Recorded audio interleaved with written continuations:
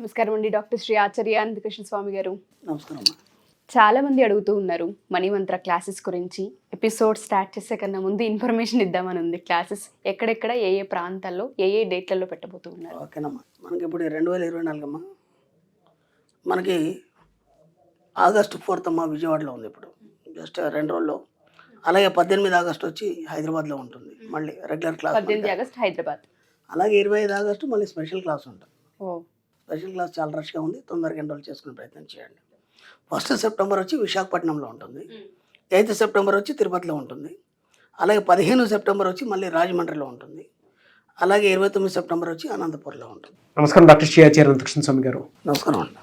Previous వీడియోలో మనం మంచి ఒక చక్కటి కుటుంబ కథా చిత్రం లాంటి వీడియోని డిస్కస్ చేసుకున్నాం. ఎస్, ఖర్చు మీ సంపదను నిర్ణయిస్తుంది. ఎస్, అండ్ అందులో మీరు చెప్పినటువంటి ఒక చక్కటి మాట ఏదైనా ఉంది అని అంటే, కుటుంబం అంతా కలిసి ఒకరోజు రెస్టారెంట్లోనూ బయట ఎక్కడైనా స్పెండ్ చేస్తే తెలుస్తుంది అని చెప్పి. ఆ టైం ఎప్పుడైతే షేర్ చేస్తారో నిజంగా తెలియనటువంటి పాజిటివ్ అట్మాస్ఫియర్ ఇంట్లో దొరుకుతూ ఉంటుంది. రెండోది, మనం ఎక్కడ ఎప్పుడు ఎలా స్పెండ్ చేస్తే మనం ఎటువైపు నుంచి మల్టిపుల్ ఇన్కమ్ సోర్స్ క్రియేట్ చేసుకోవచ్చు అనుకున్నటువంటి ఆలోచన కూడా అక్కడే స్టార్ట్ అవుతాయి. చాలా డీప్ మీనింగ్తో కూడుకున్నటువంటి విషయాలు చెప్పడం జరిగింది. సంయుక్త ఆలోచన, దాంతోపాటు ఇంకొకటి సృజనాత్మక ఆలోచన అంటే ఊహాశక్తి, సంయోజిత ఊహాశక్తి, సృజనాత్మక ఊహాశక్తి. ఆ థియరీ ఏదైతే ఉందో నిజంగా నన్ను కదిలించింది. అంటే మనం బుక్స్ చదివేటప్పుడు మాత్రమే అలాంటి పదాలతో కూడుకున్నటువంటి నరేషన్ చూస్తాం. అది మీ దగ్గరే అంటే సంయుక్త ఊహాశక్తి అని అంటే నలుగురితో పాటు నారాయణ సంయోజిత ఊహాశక్తి, అది మన సమాజం నుంచి నేర్చుకునే నలుగురుతున్నారు. నువ్వే కొత్తగా సృష్టిస్తావు. You are the creator of your. నేను నీ జీవితాన్ని నువ్వే సృష్టించుకుంటా. అంత మంచి వ్యాలిడ్ పాయింట్స్ చెప్పారు మీరు. థ్యాంక్ యూ అన్న, thank you so much. 650 money Mantra video మళ్ళీ రౌండ్ ఫిగర్ వచ్చింది. సో ఈ వీడియోలో ఏం చెప్తున్నారు? ఇక్కడ మనము ఎంతమంది చెప్పుకున్నాం కదా. ఇప్పుడు నేను చెప్పాను, ఇప్పుడు ఎవ్రీ మంత్ స్టార్ హోటల్ వెళ్ళాలి పిల్లల్ని తీసుకొని, లేదంటే ఒక మంచి టూర్ వెళ్ళాలి. ఇవన్నీ మనం ఎందుకు యాటిట్యూడ్ని అలవాటు చేస్తున్నామంటే, ముఖేష్ అంబానీ వాళ్ళ కొన్ని పెద్ద పెద్ద వాళ్ళ స్టోరీలు చెప్పుకున్నప్పుడు వీళ్ళు ధీరుబాంబాయిని వాళ్ళు ఎవరైతే వర్కర్స్ ఉన్నో వాళ్ళతో పాటు పనిచేస్తుంటే రోడ్ సైడ్ టీ తాగితే 5 రూపాయలు. ఓకేనా, ఇతను ఏం చేస్తాడంటే పెద్ద రెస్టారెంట్కి వెళ్ళి 100 రూపాయలు పెట్టి టీ తాగేది. అయితే వీళ్ళ కొలీగ్స్ అందరు ఉంటారు కదా, వాళ్ళందరూ అడిగేది ఆయనకి ఏమనంటే, అదేంట్రా మేము ఇక్కడ తాగుతుంటే నువ్వు అక్కడికి వెళ్ళి తాగుతావు 100 రూపాయలు పెట్టంటే, ఆయన అనేది 5 రూపాయలు టీ తాగితే ఇక్కడ నేను కూర్చున్నాను అనుకో, మన దరిద్రాలే చెప్పుకుంటాం. అర్థమైనా? కొత్తగా ఏం సాధించింది ఏమి ఉండదు. ఎందుకంటే అవన్నిటిని సాధించుకోండి, అవన్నిటిని మనం ఎప్పుడు చెప్పుకొని వాటిని బయటపడడానికి ఇక్కడికి వచ్చాను తప్ప ఇప్పటిదాకా సాధించింది ఏం లేదు. అది నేను అక్కడ వెళ్ళి 100 రూపాయలు పెట్టాను అనుకో, కోట్ల రూపాయల ఇన్ఫర్మేషన్, కోట్ల రూపాయల వ్యాపారాల గురించి మాట్లాడతారు. ఆలోచనలను తట్టిపట్టేసి అలాగే వాటి వైపు ప్రయాణం చేసే విధంగా నన్ను ముందుకు తీసుకెళ్తాయి. అవే అయింది కదా ఈ రోజైనా, అంత కోటీశ్వరుడు కావడానికి కారణం అదే కదా. కాబట్టి మీ యొక్క ఆలోచన విధానాన్ని మార్చుకోవాలన్నప్పుడు నువ్వు రిచ్గా ఆలోచించాలి. రిచ్గా ఆలోచించినప్పుడు మీ యొక్క యాక్టివిటీ మెల్లిమెల్లిగా మార్చుకుంటూ వెళ్ళాలి. ఓకే ఫ్రెండ్స్, ఇక ఇప్పుడు మన సబ్జెక్ట్లోకి వస్తే అప్పులు ఎలా కట్టాలి. ఎన్నిసార్లు చెప్పుకున్నా దీని మీద పెద్ద స్టోరీ ఉంటాయి. ఎందుకంటే మన సబ్జెక్ట్ ఆవు కథ కదా, ఎటు తిరిగినా మళ్ళీ ఆవు కాడికి వస్తుంది. అప్పులు డబ్బులు, అప్పులు డబ్బులు, అప్పులు డబ్బులు, అప్పులు ఎలా తీర్చాలి అనే ఒక విషయాన్ని మనం తీసుకున్నప్పుడు ఏంటంటే, మనకి ఎప్పుడనగా విచిత్రం ఏంటంటే, చాలామందిని చూసాం దయ్యమన్నా భయపడాడు. ఓకేనా, దేవుడు వచ్చి ముందర నిల్చున్న భయపడాడు. ఓకేనా, కానీ అప్పులోడు అనగానే భయపడతారు. వాడు ఎంత భయపెట్టిస్తాడంటే దేవుడి కంటే గొప్పడు వాడు. అర్థమైందా? డబ్బు కంటే దేవుడి కంటే కూడా గొప్పడు. కానీ మనం ఏం చేయాలంటే మనం చాలా చిన్నగా చేయాలి. అర్థమైందంటే అప్పు అనేదని చాలా చిన్నగా చేయాలి. ఆ చిన్నగా చేయాలంటే ఒక చిన్న టెక్నిక్ చెప్తాను నేను. ఓకేనా, ఇప్పుడు మనం ఏం చేస్తామంటే మన సబ్జెక్టులో ఏం చెప్తారంటే, మన సబ్జెక్టులో ఎంతోమంది జీనియస్లు ఉన్నారు. వాళ్ళు రాసిన పుస్తకాల నుంచే మనం ఆ సారాంశాన్ని తీసుకొని మనకు ఆలోచన విధానాన్ని దానికి జోడించే చెప్తాం. కాబట్టి ఒక దగ్గర ఏం చెప్పబడిందంటే సింపుల్గా, ఇప్పుడు మీకు కరెంటు బిల్లు ఇంతకుముందు ఒక 500 వచ్చింది. ఓకేనా, సడన్గా మీకు ఒక 2000 వచ్చింది కరెంటు బిల్లు ఈ నెల. రాగానే మీకు ఎంత భయం అవుతుంది?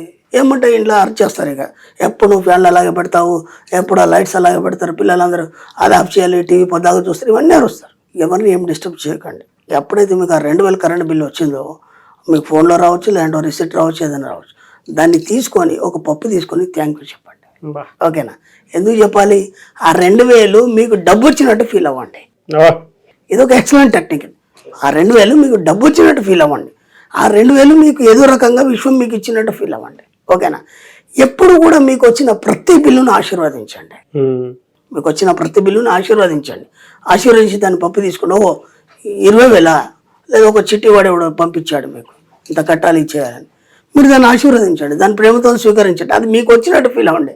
అప్పుడు ఏమవుతుందంటే ఆ దాని పట్ల ఉన్న వ్యతిరేకత అనేది మెల్లిగా మెల్లిగా మెల్లిగా డిలైట్ అయిపోయి దాని పట్ల ప్రేమ పొందడం అనేది జరుగుతుంది. అది ఏదైనా కావచ్చు. మనకేమనిపిస్తుంది అంటే అమ్మ వాడు ఫోన్ చేశాడు అయిపోయింది, ఇప్పుడు వాడు అరుస్తాడు, వాడు ఇక్కడ వ్యతిరేకించకండి, ఎక్కడ కూడా వాడిని ప్రేమించండి. ఎందుకంటే నీ అవసరం కోసమే తెచ్చుకున్నావు కదా, నీ సికోల కోసం ఇవన్నీ వాడుకున్నావు కదా, వాడికి తాను చెప్పకపోతే ఎట్లా?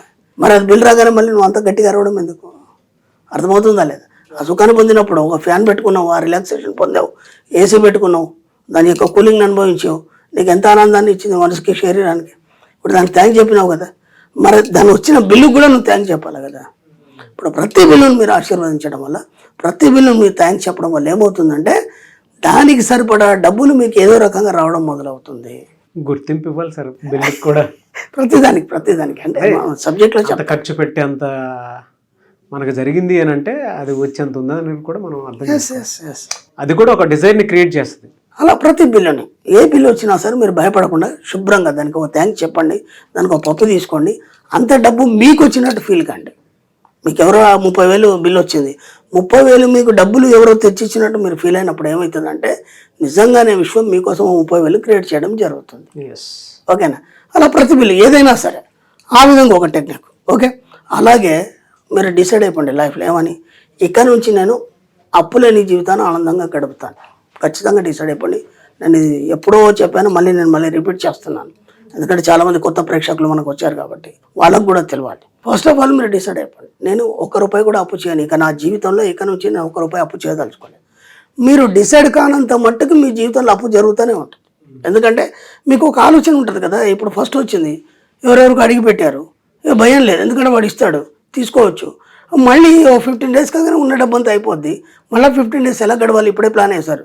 పలానా దగ్గర మనం తీసుకురావచ్చు డబ్బు, వాడు ఇస్తాడు, లేదంటే ఇక్కడ చిట్టేసినాం ఇది వస్తుంది. ఇట్లాంటి ఆలోచనలు ఉంటాయి కదా మనకి. వాటన్నిటి పక్కన పెట్టేసి గట్టిగా నిర్ణయం తీసుకోండి. ఒక 15 రోజులు ఆ నిర్ణయం మీద కట్టుబడి ఉండండి.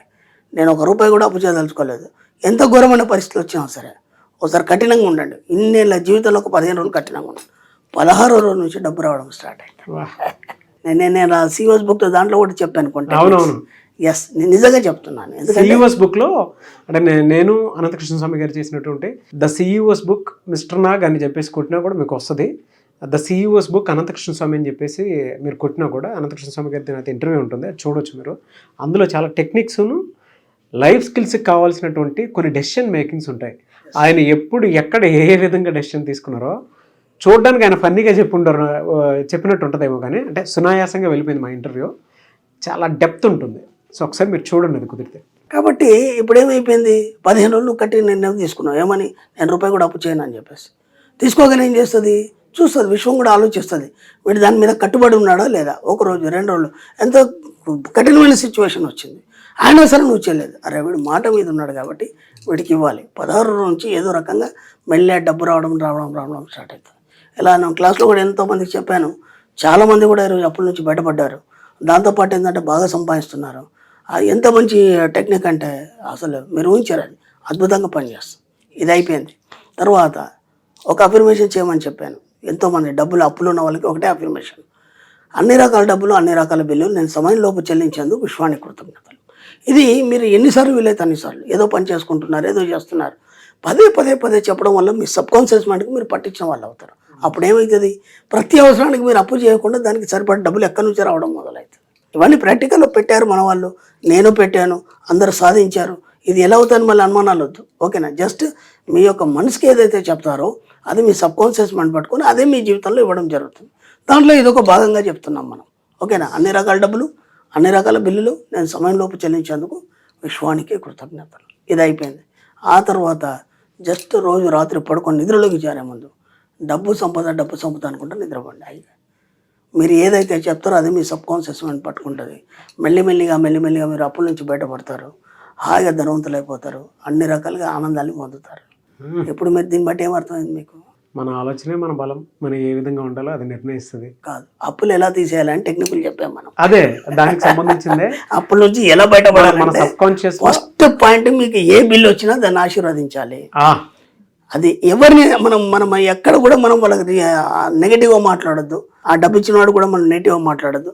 ప్రేమగా స్వీకరించాలి, దాన్ని ఆశీర్వదించాలి, గుండె కత్తుకోవాలి. నాకు 10,000 వచ్చింది, బిల్లు రూపంలో వచ్చింది, కానీ అది 10,000 మీకు వచ్చింది, లేదా 50,000 వచ్చింది. ఎవరెవరు చేసిన బిల్లు పంపిస్తే దాన్ని తీసుకోవాలి, చక్కగా పప్పు తీసుకోవాలి, థ్యాంక్ యూ మనీ అని చెప్పాలి.